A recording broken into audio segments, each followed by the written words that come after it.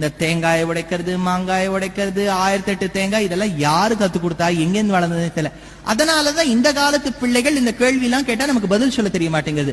ஏதாவது ஒரு சாஸ்திரத்துல 108 தேங்காயை உடைச்சா காரியம் நடக்கும்னு சொல்லி இருக்கா நான் ஒத்துக்கிறேன். எந்த சாஸ்திரத்திலயும் இல்ல. தெரிஞ்சுக்கிட்டியா? அதே சமயத்துல பரிகாரம்னு ஒண்ணு கிடையவே கிடையாது ஜாதக சாஸ்திரம். தெரிஞ்சுக்கிட்டியா? எங்க தாத்தா ஜாதகக்காரரா இருந்தார். இந்த பரிகாரம் பண்றது, கிழக்காக இந்த விளக்கு ஏத்து, மேற்காக அந்த விளக்கு ஏத்து. விளக்குங்கிறது எல்லா பக்கமும் ஜோதி இருக்கு. அது என்ன கிழக்கா ஏத்துறது மேற்கா ஏத்துறது? விளக்கு ஏற்ற வேண்டும், ஏனெனில் மங்களகரம். அதோடு நிறுத்திக்கணுமே ஒழிய. தெரிஞ்சுக்கிட்டியா? என்ன அப்பப்போ பையனை பார்த்து புரிஞ்சதா தெரிஞ்சுக்கிட்டியான்னு கேக்குறீங்களே? அப்புறமா சொல்றேன், நீங்க மேல சொல்லுங்க. இதுக்கு பரிகாரம் பண்ணு, அதுக்கு ஷேர்புல் பிளவுஸ் பீஸ் அவருக்கு வாங்கிட்டா அவர் என்ன பிளவுஸ் பீஸ் வச்சு அவர் பண்ணுவார்? முதல்ல அவர் தைச்சுக்கணும். அதுக்கு நீங்க டெய்லர் பேரையும் எழுதி கொடுத்துருங்க அவருக்கு.